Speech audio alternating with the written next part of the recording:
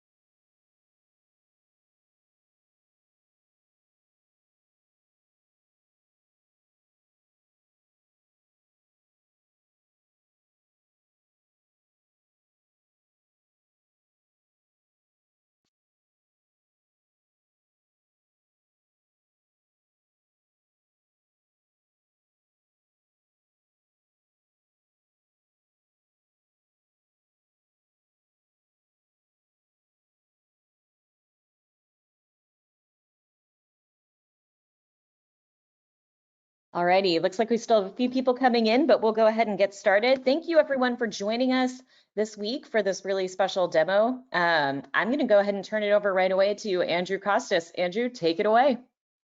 Thanks, Jordan. Thanks so much. And yeah, just want to kick this off by first off, just welcome everyone here today, and thank you for taking your time out of your busy schedules to join us on this live webinar. As you can see from the title, we're talking today about MuddyWater and OilRig, otherwise known as APT34, or in other words, purple teaming with MITRE attack in the oil and gas sector. So before we begin, just want to give you a quick introduction to your presenters today. So I'll kick this one off. So I'm Andrew Costas. I'm a senior cyber threat consultant at ATT&CK. I joined the company last April, and my day job consists of, well, a great number of things, but predominantly working very closely with our enterprise level customers, helping to implement the ATT&CK platform, helping them to test and validate their security controls, operationalize the MITRE attack framework, and implementing purple teaming. Prior to joining ATT&CK, I also worked as a threat researcher for around 5 years, where I spent much of my time reverse engineering malware, tracking e-crime and numerous ransomware campaigns, as well as writing detection and analytic rules.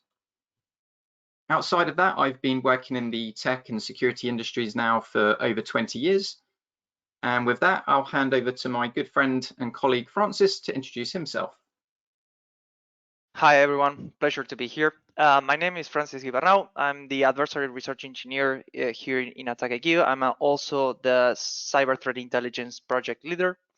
I have a little bit of experience in the intelligence, vulnerability management, and security operations sectors in the cybersecurity. And my tasks in ATT&CK at the moment are the identification, analysis, documentation, and emulation of the activities carried out by advanced persistent threats and e-crime groups from all over the world. Handing it back to you, Andrew. Yeah, thanks so much, Francis, for that intro.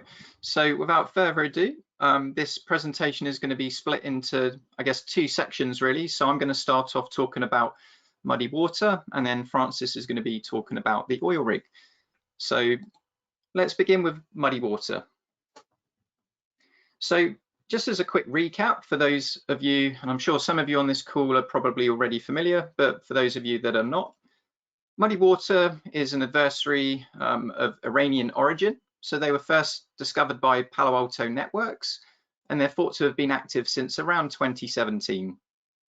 Now, you may have heard of them through some other names used by other vendors, such as Static Kitten, Mercury, Cobalt Ulster, TA450, Seedworm, and so on. The motivation behind MuddyWater is political, and in terms of the sophistication level, it's classed as expert according to Styx, due to the way in which MuddyWater have been known to use their own custom malware as well as exploit publicly known vulnerabilities.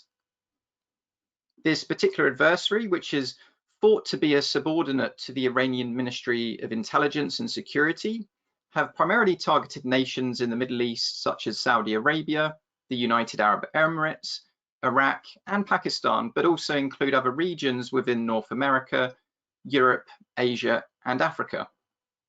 So the main sectors targeted by this adversary are energy, resources and utilities, government and telecommunications, although other sectors have at times also been a target too. As I mentioned, MuddyWater is known for exploiting publicly reported vulnerabilities, as well as using open source tools in order to gain access to sensitive information from its victims. Additionally, MuddyWater makes use of malware sets to load malware, gain access through backdoors, gain and maintain persistence, and of course achieve data exfiltration. So I guess the question is, why are we talking about MuddyWater today then, if they've been around since 2017? Well, back in February this year, the Cybersecurity and Infrastructure Agency, otherwise known as CISA, issued an alert back in February based on a collaborated effort between intelligence collected from the FBI, the CISA, the US Cyber Command Cyber National Mission Force, as well as the UK's National Cybersecurity Centre. The CISA alert included technical details of the TTPs used by this threat actor. So naturally, ATT&CK's adversary research team acted upon this information, as they do with similar alerts and publicly released intelligence reports, and then in turn produced this great content that came out of this particular alert. All of that content of which was then made available to all ATT&CK customers.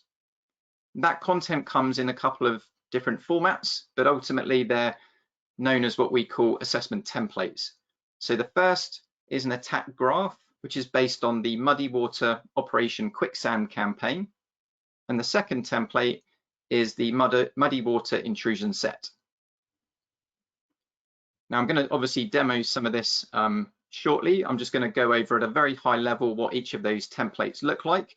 But I just want to give a quick mention and a special thanks to obviously the CISA for obviously all the great work that they're doing, as well as Clear Sky Cybersecurity for publishing their intelligence report specifically pertaining to Operation Quicksand campaign. All right, so starting off with the Operation Quicksand campaign, we have this particular assessment template, which, as you can see, was targeting predominantly the Middle East, although the sectors were not necessarily known at the time. So the Operation Quicksand relies upon two main attack vectors. The first one, which typically carries out by sending malicious documents that were then executed, which then in turn made callbacks to a C2 server, downloaded more malware, and eventually later deployed the PowerGoop loader, which was known to act as a wiper. The second vector involves exploiting vulnerabilities such as the Microsoft Exchange remote code execution, the net logon elevation of privilege, or otherwise known as zero logon vulnerability. So at a high level, this attack graph can be broken down into a couple of main areas. So from the far left, we have the initial social engineering effort, where the Operation Quicksand attack would rely upon a VBA-enabled Excel document or PDF document, which would then in turn result in the C2 or command and control connection being established, followed by a bunch of discovery commands, eventually leading to persistence, credential dumping, and then ultimately towards the far right of the attack graph, resulting in the PowerGoop loader, which in the attacks were essentially a fake Google update mechanism, which was deployed during this particular campaign. The second set of, or the second assessment template rather, is essentially a collection of 4 of the known and observed MuddyWater campaigns that were known to be targeting the telecom sectors in the Middle East and Asia, as well as organizations in the Middle East, the UAE and Kuwait government agencies, and finally the Israeli organizations within the Operation Quicksand. So the techniques included in this intrusion set are aligned to their corresponding tactic as per the attack framework. And the intrusion set contains the power stat sample in particular, which is a highly obfuscated backdoor used by MuddyWater. This sample was particularly reported to have used random proxies in order to avoid tracking, as well as enable communication between the compromised hosts and the adversary's infrastructure. So with that said, as a very quick high-level introduction, I'm going to now move it over to the demonstration. Well, I'll be showing you these a little bit low level.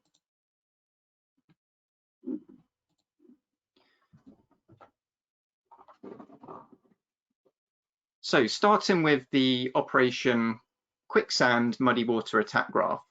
So it's important to note that both the templates can be found for all customers within the assessment templates. So if you were to come into your platform and search for MuddyWater, you will see these are exactly what I was referring to on the previous slide. So the first one is the attack graph, and the second one is the intrusion set. And if you were to click on either of these, you would get the description as well as the ability to create the assessment for each. With the intrusion set in particular, you can then see, again, the description, but you'll see the breakdown of the different test cases, which are laid out, as I mentioned earlier, per tactic level associated with the MITRE attack framework, as well as these other built-in reports if you wanted to report on these activities. So I'm going to start talking about the MuddyWater attack graph, and I'll zoom out a little bit. As you can see, there's a number of techniques associated with this attack graph, hence why I was zoomed in, because I'm sure that's not so easy on the eyes. But the general idea here is we're using the real-world techniques observed by these public intelligence reports to essentially emulate the adversary in production. So this particular attack graph is quite linear, but what we're essentially doing is we're starting off with the initial access, and as I mentioned on the previous slide, eventually leads on to the power goop loader. Now, I just want to cover a little bit before I talk about some of these scenarios is just some of the prereqs. So in order to run this in the environment, you would obviously need an asset with the ATT&CK agent installed and running. You'd also need a user account assigned to the attack graph. In other words, it should not be executed as a non-system user. For the initial access, using the Office spreadsheet, which in this particular example, we're using Excel to mimic the real-world adversary behavior, it will require that you have Excel installed on the asset that you wish to test. And it's a good idea for the Excel process not to be running before you kick this off. So that's just a couple of notes about the prereqs. So just going to cover a little bit of detail here. So as I mentioned, we're starting off with the initial access using the Office spreadsheet. So this is one of the two main attack vectors used in Operation Quicksand, used to emulate, or we emulate that particular technique by downloading and executing a macro-enabled Excel document, which in turn spawns a new process using PowerShell and then attempts to download more remote code. And that's kind of what this first kind of couple of steps here are really talking to. That the command execution is actually using PowerShell to execute a script, which, and again, in the case of Operation Quicksand, that script happens to be malicious. It then makes an outbound C2 TCP port 443 connection to the C2 infrastructure. And this is obviously quite a common technique used by not just MuddyWater, but multiple threat actors in order to blend in with normal network traffic. The attack then progresses through to dumping of NTLM hashes and clear text passwords from memory of the LSAS process. So Mimikatz, which obviously is a really commonly used tool to accomplish credential dumping, is quite a key part of this particular attack graph. Once that's achieved, then there's some general situational awareness and discovery commands that run in order to enumerate the local host as well as the network connections. Part of the reason for doing that is to enumerate the network connections specifically is to see what neighboring machines are perhaps talking to the compromised host in order to decide where to perhaps further pivot to or laterally move and expand and further get entrenched in further deeper into the environment. We then have some persistence through startup folders and some other scheduled task related activities, which are really common with Operation Quicksand. Again, there's multiple times that the C2 traffic is made and beacons and various malware stages are pulled down throughout the attack chain.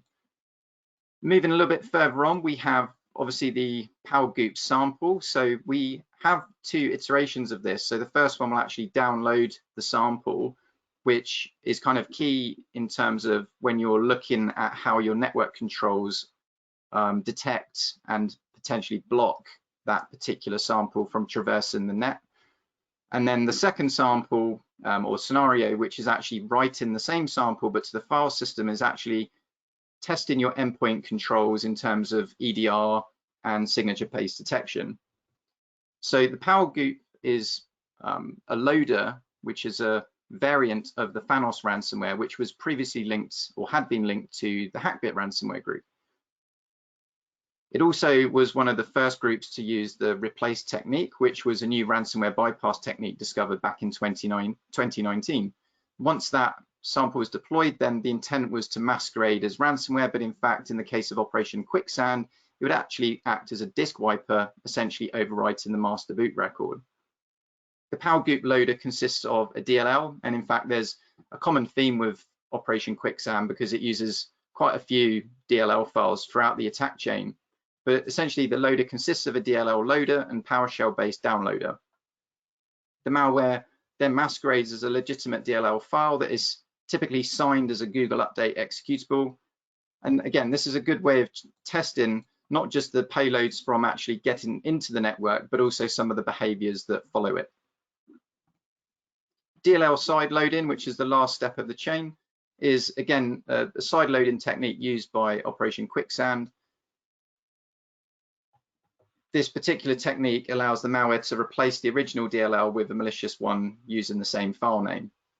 So again, the Google Updater.exe was used to load the malicious payload or DLL into memory. So all of these techniques are closely mimicking this particular campaign.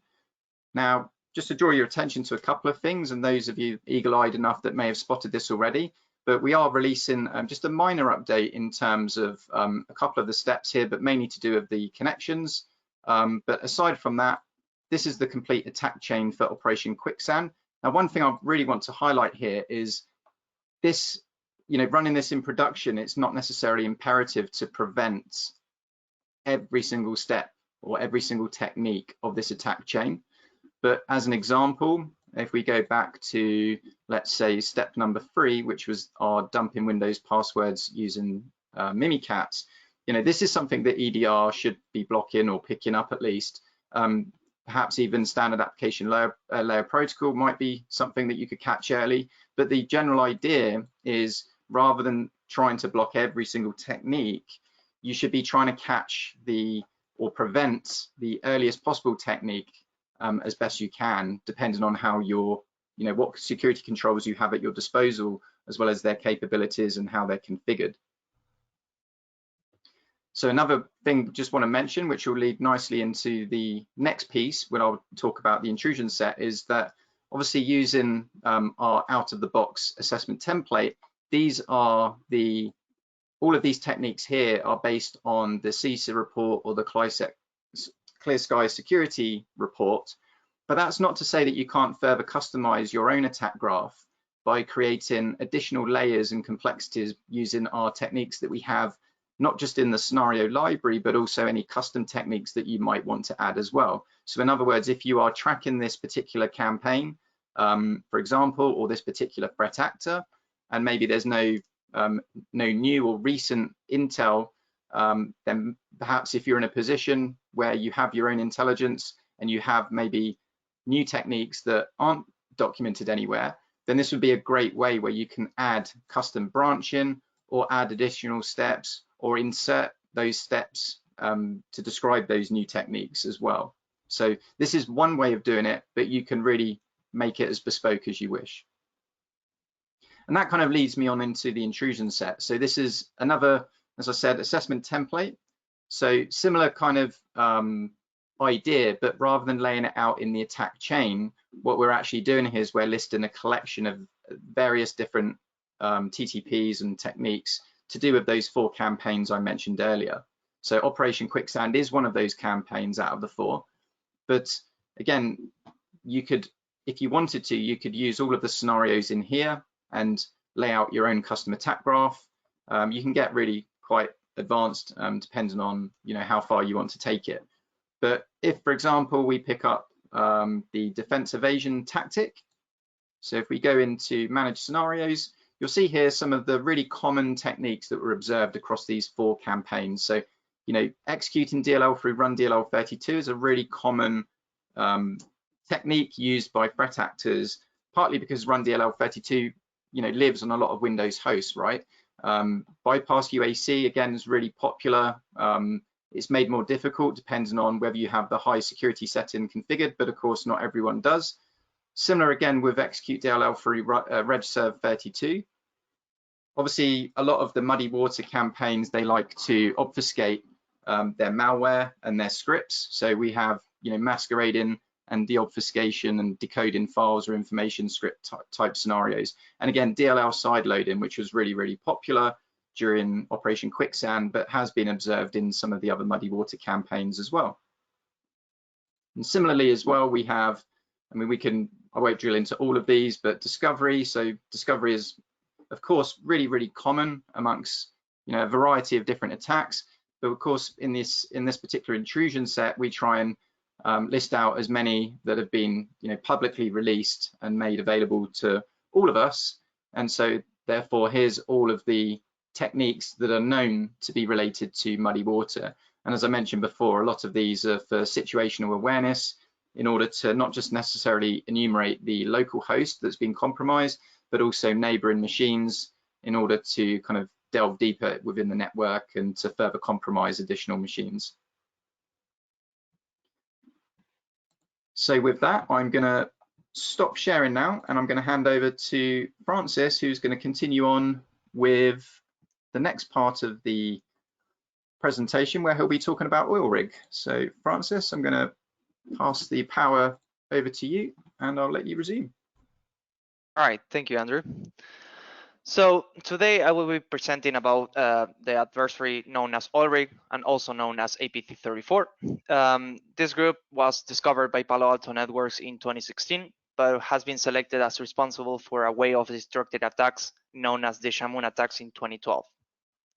This group, which is state-sponsored due to the alignment of the target and attacks carried out with Iran's national interests, is known by a huge variety of names such as Helix Kitten, Cobalt Gypsy, Cobalt Edgewater, DNS Spionage, and so on. This group is motivated once again by the national interests of Iran, so the motivations are political and also sabotage.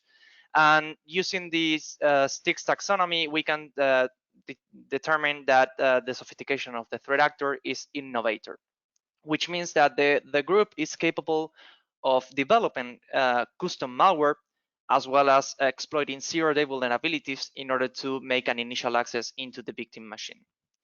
The group has targeted multiple sectors and has showed preponderance into energy, resources, and utilities, as well as the government, but has targeted way more sectors than they are listed in here.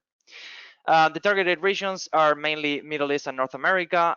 This group was evolved from a regionally targeted group to an international group in the recent years. So it has changed its modus operandi from targeting countries in Middle East to going ahead and targeting, as an example, North America. The primary objectives of this group has been United States of America, United Arab Emirates, Saudi Arabia, and a little bit more of the countries in Middle East. So OilRig is an extremely capable group. It has showed great aptitude in a wide range of attacks, such as phishing attacks using social media, supply chain compromise, in which the threat actor targets the relationship between two organizations in order to compromise the second one based on trust. And finally, it also shows capabilities on destructive attacks through the use of wipers, such as the distract during the Shamoon attacks. This adversary, which has political and espionage motivations, has shown particular interest against the energy resources and utilities sector. In the last 2 weeks, we published 2 new attack graphs that seek to emulate 2 different activities carried out by the adversary in the recent years. The first attack graph, which is this one, the Quad Agent campaign, took place in 2018, July 2018, and targeted the government and technology sectors in Middle East. During this attack, the group used the Quad Agent PowerShell backdoor, which is a pretty powerful backdoor that is capable of communicating with its command and control server using multiple communication protocols such as HTTP, HTTPS, and DNS. Each one of these acting as a fallback from the previous mentioned one. At the end of this attack graph, we have the opportunity to expand it. In the report used from Palo Alto Networks, they mentioned that the group is capable of receiving a PowerShell script that can be executed on the system. This PowerShell script opens the door to any capabilities of the threat actor that can be executed on the system. So due to this, we are going to be releasing in the upcoming weeks an atomic test, an intrusion set, such as the one that Andrew showed on MuddyWater, containing all the capabilities of OilRig over the last few years. In order to jump into showing a little bit more about this specific campaign, I'm going to jump into this demo. In this case, we are going to be starting with the downloading and save into the file system of the Quad Agent PowerShell backdoor. Then the attacker achieves persistence through the use of a scheduled task. And in here, we created some scenario and custom scenarios in order to emulate the behavior of this sample. In this case, the threat group is going to use a PowerShell script to set a registry key value. We created this scenario in order to verify that the execution policy is implemented in the case of PowerShell scripts. This also works for the final step of executing any PowerShell script. After that, communication is initiated. In this case, HTTPS is the first check-in web request that is made. If it is prevented, it's going to jump into HTTP, and if it prevented once again, it's going to try to do a DNS lookup in order to contact its DNS infrastructure. In case any of these are not prevented, it's going to jump into the domain and forest trust discovery. It attempts to achieve information on the connections that this machine has with other potential lateral movement techniques. So it tries to discover systems that are located in the same network and can be infected as well by the same payload. It also obtains information about the owner of the system, so achieves to obtain the username of the system, and this information is later exfiltrated over HTTP or, if prevented, over DNS-A records. After that, the malware is going to attempt to deobfuscate a piece of configuration contained within its logic, and this configuration file is going to enable final communication over the same fallback channels as a goodbye web request. After these steps is where we can add any scenario that we want, since any PowerShell script can be executed on the system if the execution policy can be bypassed. Showing a little bit, I'm going to jump into the next one, sorry about that. So the second attack graph that we released is the 2020 social media phishing campaign. This attack graph is based on a report published by Mandiant and Intrusion on a wave of attacks that use social networks such as LinkedIn in order to target their victims.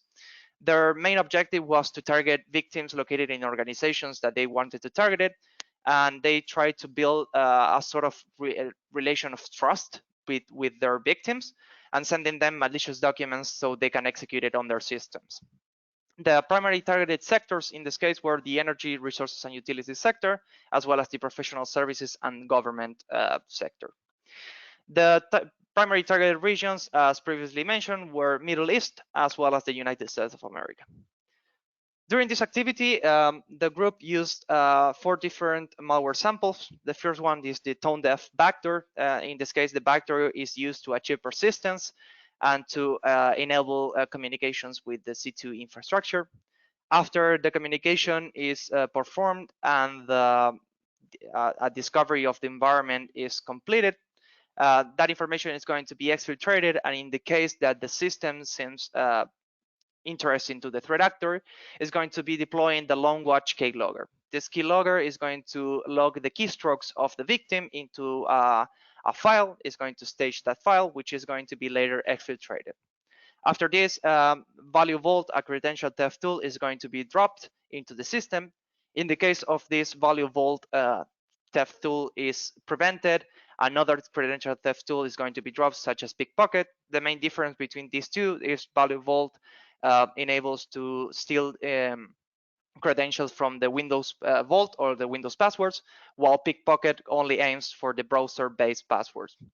After this, all this information is staged into a file and is later exfiltrated over HTTP, or in case that is prevented, over a fallback channel using DNS.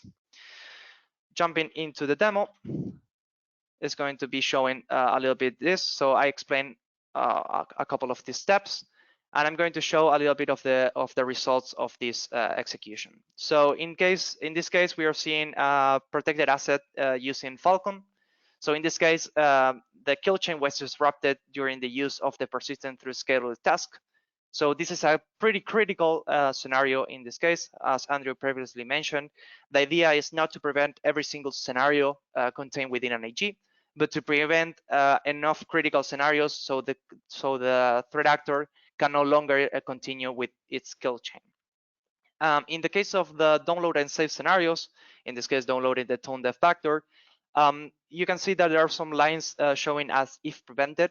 This is because we don't want to stop the AG on an antivirus security control. This is because the hashes and the signatures of malware samples can be easily manipulated. So stopping in here is going to be a false positive, a false negative, due to the fact that they can easily change a single character on the sample, and the hash is going to dramatically change. In this case, well, it was stopped during the first steps of the attack graph, while in this unprotected asset, we can see that no scenario was prevented. So in this case, the full chain is executed over value vault credential theft tool, and finally finalizing with the exfiltration over HTTP. As previously mentioned, over these upcoming weeks, we are going to be releasing the intrusion set of OilRig in order to maximize the content bundle that we released. But I think that will be it. So I don't know if anyone has questions, please post it in chat. But hopefully you enjoyed it and it wasn't painful. Thank you, everyone.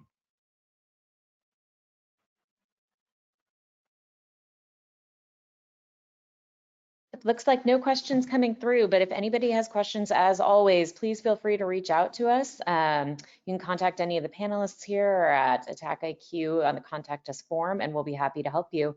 Thank you all so much for joining us, and take care, be well.